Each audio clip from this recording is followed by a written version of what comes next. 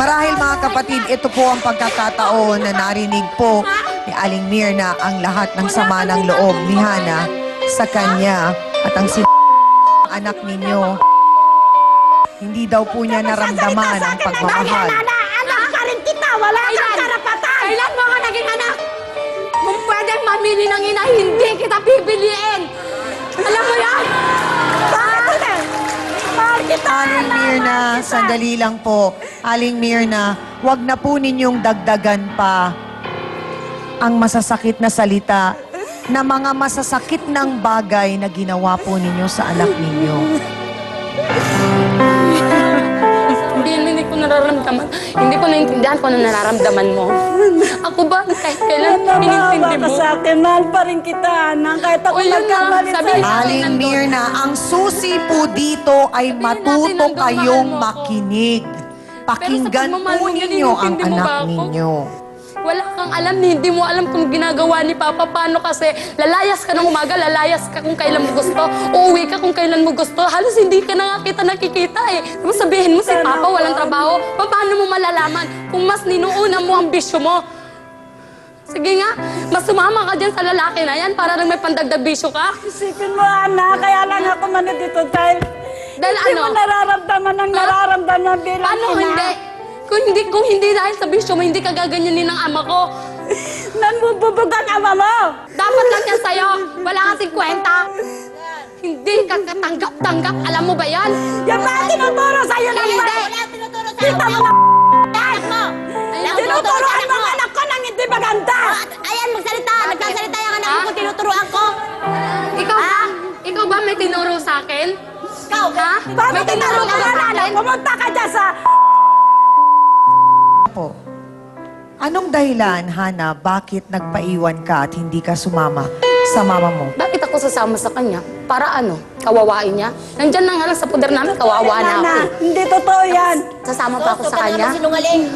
Buti nga dyan sa lalaki na yun, nagawa niya magbago samantalang sa amin, hindi niya magawa. Totoo yan, Nana. Alam mo ba hanggat maaari, ayaw kitang makita, ayaw kitang kaharap. Ganyan, Nana. Maawa ka sa akin, Nana. Maawa ka sa akin. Maawa ako sa iyo. Nasasabi mo yan sa akin, mahiya ka nga sa sarili mo. Nasasabi mo yan sa akin.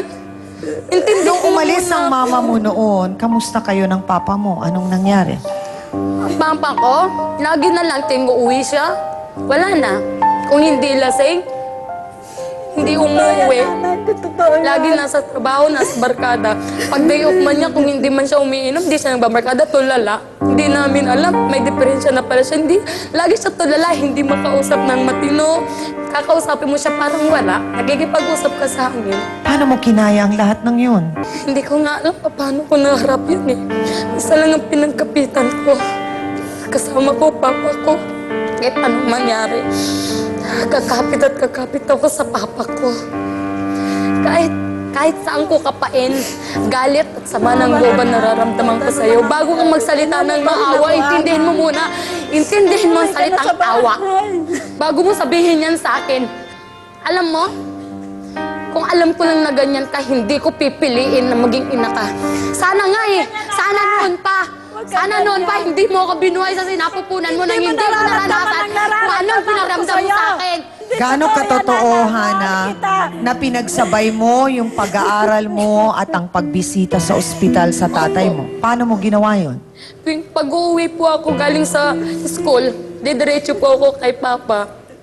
Hindi ko magawang mag-boyfriend, hindi ko magawang makisama sa mga kaibigan. As inintindi ko Papa ko dahil alam ko kailangan ako ng Papa ko.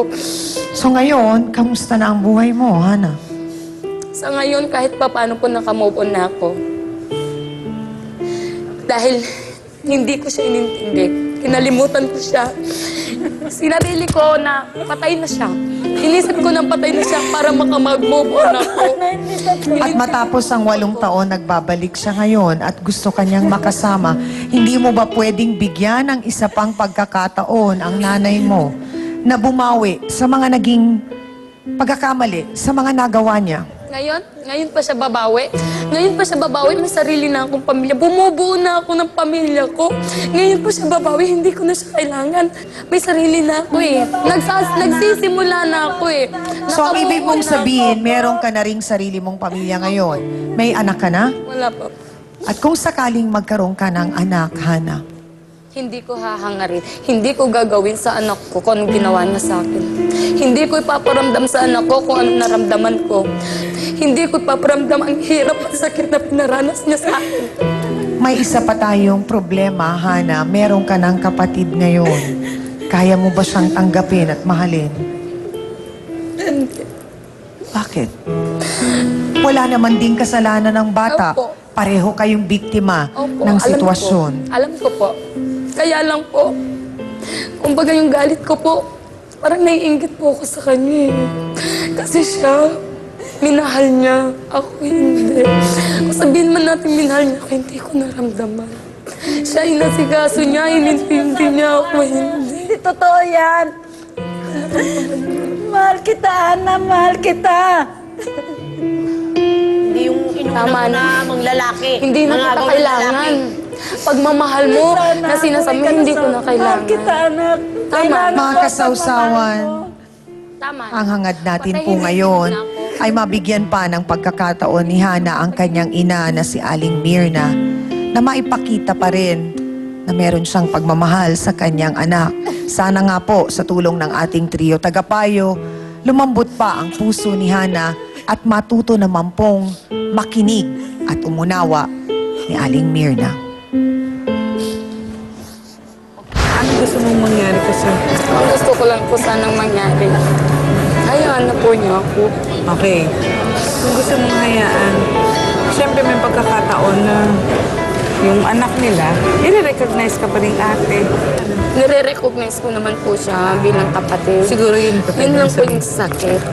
Napakasakit po ang sinabi niya. Narinig po namin, nakaluha po ako. Na kung pagpipiliin po siya, sino magiging ina, hindi ka raw niya pipiliin. Bakit? Attorney John, dun po sa naging counseling, nakitaan po ba natin ng pagbabago si Ate Mirna na meron siyang kagustuhan na makinig at malaman ang damdamin ng kanyang anak naman po? Chang, sa pag-uusap po namin ni Aling Mirna, sinasabi po niya na sobra siya nagsisisi. Katunayan nga po, sobra po ang pag-iyak niya. Pero sabi ko nga po sa kanya, sobrang nasaktan po si Hana. Dahil meron po silang nagawa na ang relasyon po nila ay mali from the start. Ano po?